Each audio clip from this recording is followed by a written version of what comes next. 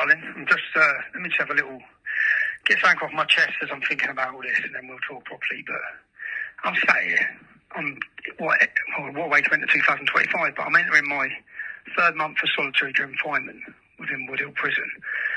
After 42 days, they had to go to the government after 42 days of isolation.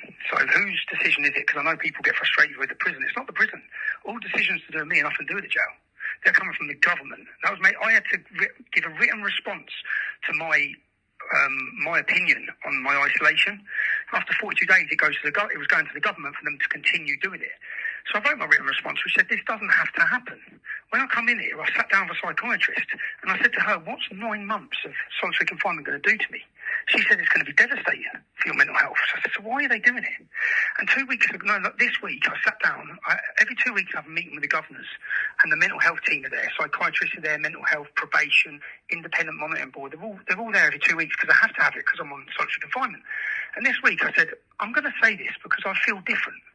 I'm telling you, I know how I feel. I feel different. I know I'm only 2 months in. So why am I still being held in solitary confinement? Why am I not in a DCAT prison? And there's a mental health team there. I said, let me just ask you, is this good for me? She said, no. I said, how bad is it? Because I know how bad it is because I remember what happened last time. So I said, so why are you doing it? Why are you doing it? And I'm a civil offender, so I got 18 months, which is insane anyway, for playing a film that they said wasn't in the public's interest. Well, I think it's on 115 million views. It certainly was in the public's interest, yeah? But they sentenced me to 18 months. Now, as a civil offender, you go to an open prison. What's the difference between that and how I'm being held? When open prison, you get a job outside. You have a car. You go to work. You go stay at home 5 days a month. You have town visits with your family. So that is the only prison you go to for committing civil offences. You're unshipped to a maximum security jail housing the worst Muslim gangs and jihadists in the country. And then they use that then to say you have to go on solitary confinement. And what is solitary confinement? Well, rapists and terrorists are not on solitary confinement. Jihadists aren't. Axel, who done his little stabbing spree, the Muslim lad, I was in Belmarsh on solitary confinement. He was 2 cells above me on healthcare. He's got a job. So they're not under solitary confinement. What day is it today? It's Thursday. My routine tomorrow, Friday. At 8:30, people say, yeah, I've got the gym. I have got the gym. So at 8:30 in the morning, I'll get collected for the gym.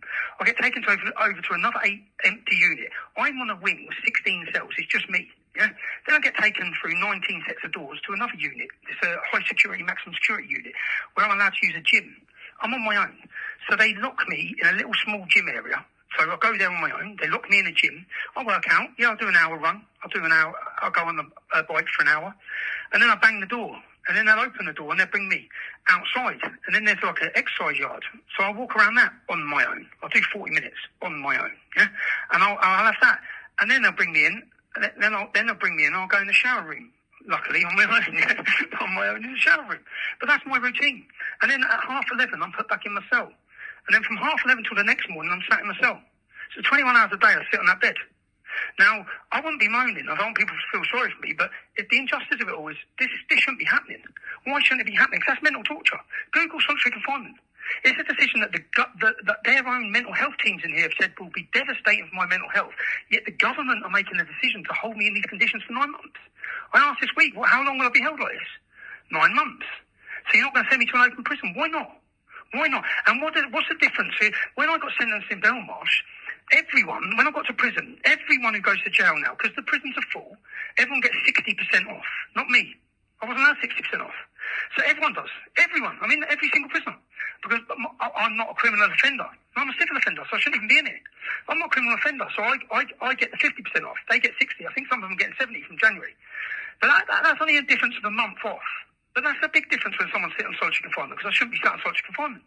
Now, when you take the 60% off, so if I was an 18-month sentence, criminal, if I'd raped someone, and I was in here for rape or something, I'd get 18 months. Then I get 60% off, so that's 7.5, nearly 8 months. Then you do half of that on tag. I'd be out after 3.5, 4 months. But I have to serve 9 months of solitary confinement. And that's what I'm just pointing out, because I don't know, because I want you to feel sorry for me. I'm just pointing out the hypocrisy of it all. It's 2025. And what amounts to mental torture is being inflicted on a journalist because he made a film. They don't have to do this. I should be in an open prison. And if they're saying, if their excuse is they brought me here and they put me in isolation, I haven't asked them to isolate me. So they put me in isolation because their excuse is I'll get hurt in the prison system. Well, if that was the case, they should still give me the same rights as a decapt prisoner. If a decapt prisoner is only meant to be staying in prison at night and he's meant to go to work, that's what I should be doing. Least of all for making a film. Like the judge is given the power to give 2 years prison sentence for contempt of court without a jury. I've never had a jury, ever. So a 2-year prison sentence, but he wouldn't be given that if it was 2 years of solitary confinement. It's insane. And as that continues, not just that, I now have the Attorney General has now invoiced me. They sentenced me to 18 months, put me on solitary confinement, and now they've charged me £81,000 that they want me to pay by the 7th of January. Or guess what? I face another contempt of court case. So we're talking about terrorism. This is financial terrorism. The weaponisation of the judiciary to destroy dissident voices. That's exactly what it is. If this was happening in North Korea, China or Russia, every politician in our country would be screaming about this. But not a word. Not one single politician has mentioned this. No, if you have a film which is an expose of the corrupt judiciary, which is the most watched documentary Britain's ever seen, and not one MP spoke about it, or mainstream journalists, not even GB News. None of them have spoke about it. It's insane. They'd all be screaming about it if they're pointing the fingers at other countries. But again, this ain't so people feel sorry for me. The Justice Nicklin thought he could inflict a gagging order. They think they can lock up the truth. As I said, the film's got 150 million views. How's that going? Now they've given a gagging order to journalists who come and visit me. Anyone who visits me has to now sign a gagging order that they won't speak about how I am. Why is that? Probably because they know full well that there's a downward spiral of solitary confinement. That's what's going to happen. They know what's going to happen. They have their experts, their mental health teams, which I've asked myself. So they know full well the consequences of isolating someone for 9 months. Will it break me? That's it. When you understand why they're doing it, it is to break me. That's the intention of it. It won't break me. I'll come out of here with my head held high, whether it be from a decapt, which I doubt, but I'm grateful that I'm grateful that he's going to be fighting this, because he always taught me to fight everything. He's been fighting this through the legal system. I don't have much hope in any of the legal system because there's no jury. I've never had a jury. I faced a terrorism case on the 20th of March. Now I face a terrorism case because I didn't allow the police access into my phone. They stopped me under terrorism legislation at the border, and then they said, we know you're not a terrorist, but we have the power to do this. So you have the power, you abuse your powers. Terrorism legislation wasn't brought in so you can stop journalists at airports. Why do they want to get into my phone? Because my next episode and my next documentary, everyone's talking about Muslim grooming gangs today. Everyone. My next documentary proves that they're not just Muslim grooming gangs. They're Labour's Muslim grooming gangs. And we have covert recordings that make allegations against leading Labour politicians who were involved in sexual exploitation of children. They're politicians. That's why they stopped down terrorism legislation. And I have, as a journalist, I have a right to protect my source of information. So I didn't give them access to my phone. And now face a terrorism trial. How many journalists have spoke up about that? 0. How many politicians have spoke up or defended my name in that? 0. We have to rely on leading figures from around the world. I think today, Dutch politicians, Danish politicians, Polish politicians, Australian politicians, American politicians are speaking up. Where are the British politicians? Just think where we would be if it wasn't for Elon Musk. Where would this country be? Donald Trump, I don't believe, would have been elected. Where would we all be? We'd all still be under censorship. Still, people wouldn't know the truth. There is a mass awakening happening out there, and they can't stop it. So long as there's free speech. Free speech is the most important thing. Free speech is the hill I will die on. I played this film. I made that film available to the public. Not because they were gagging me, because they were gagging you. They're silencing you. They don't want you to see the truth. That's what this has been about. It's not about me. It's not about people like me. It's about the wider public not knowing what's going on. It's why Jess Phillips doesn't want a groom gang scandal. It's why all of them have acted day in, day out to cover this mess up, because the mess highlights their failures, government failures, open border immigration failures, their failure to tackle these problems. And instead they crush us. How's that working? Have you silenced us? How many views is the film on? How many people are listening now? Has it worked? It's not going to work. You can't lock up the truth. Your attempt to lock up the truth will not work. As I said, I'll come out of here. My next documentary is going to expose Labour massively. It doesn't matter how long you lock me up here for. And I expect them to come in with more charges. I expect them to try and do everything they can, because the public right now are listening. The world is watching. The more you try and crush us, the more you try and mentally break us, the more support we will gather. And people aren't buying your nonsense anymore. And this, again, I don't want people to be feeling sorry for me. I just want to point out their injustice, their lies. This doesn't have to be, my sentence doesn't have to be lies. I shouldn't even be in jail. I shouldn't be in jail, but I was willing to come to jail to put them on trial. I said that in the build-up. I'm not on trial here. The judiciary is, and right now the world, I'm not humiliated in the world's eyes. You are. The British judiciary is a laughingstock to the entire globe. The politicisation of our judiciary, the weaponisation of it, and right now our prison system is the whole world's watching the failure and the attempt to mentally break a British journalist for daring to expose their corruption. So I'm glad I got that off my chest.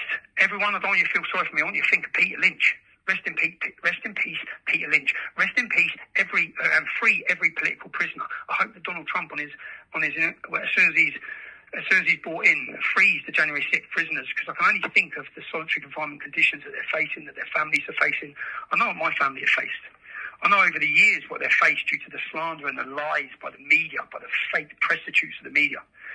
And to my kids, I absolutely love you and miss you. And every step and every move I've made, you have to follow it. And every sacrifice I make means you have to make sacrifices. So I apologise for that. But I hope I've taught you a very special, important lessons in life. To stand up for what you believe in. Never cower, never bend, and don't be a coward. Always stand up for the truth. Because the truth matters. And in the long run, people will see. As they are now. So I love you and I miss you, kids. And Jay, I'm sorry about everything, so I love you all right? And I can't wait to be free, but until that point, our voices, the voices of survivors of sexual exploitation and Islamic grooming gangs, their voices are echoing around the world today. It's a great sight to see us sat in this cell. I may sound a bit of stress now, but I am stressed anyway. Do you know, I'm stressed because even when it comes to visits now, I don't want to go on a visit. And that's isolation. So I know what months of isolation does. You then don't want to go out.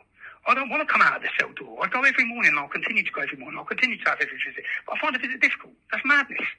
But that should not be inflicted on a person. They should not be free to do that. It's not happening to the jihadists. It's not happening to the rapists. They're not allowed to do it to them. Why are they allowed to do it to me? Because they've made me that toxic that everyone's too scared to even speak about it. Even the reform MPs won't speak up about the mess. But I'm grateful to, you see, all the journalism, all of our activism, all our content. The most important work we've done was during our time of censorship. And right now the world's watching it. And it's great to see. It's great. It's a great feeling for me. And none of that work would have been possible without the people who support my work and support me. The thousands of you who have wrote me letters. Every time, if I feel down in here, I just pick up my sacks of mail that are working through. I pick up my sacks of mail and I don't feel down. I feel inspired. So keep fighting, and I hope that this sentence and the film exposes their corruption.